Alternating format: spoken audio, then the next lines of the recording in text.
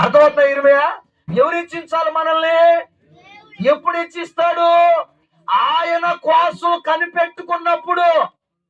అమ్మా, అది రోగమైనా, అది బాధ అయినా, అది కష్టమైనా, అది ఆశీర్వాదమైనా, అది సంతోషమైనా, అది సమాధానమైనా, ఎండాకాలమైనా, వానాకాలమైనా, కష్టకాలమైనా, కరువు కాలమైనా, ఎప్పుడైనా, ఎక్కడైనా, ఏ ఊర్లో అయినా, ఏ సందర్భంలో అయినా మనం దేవుడు కోసం కనిపెట్టుకున్న మనలను దేవుడు హెచ్చిస్తాడంట.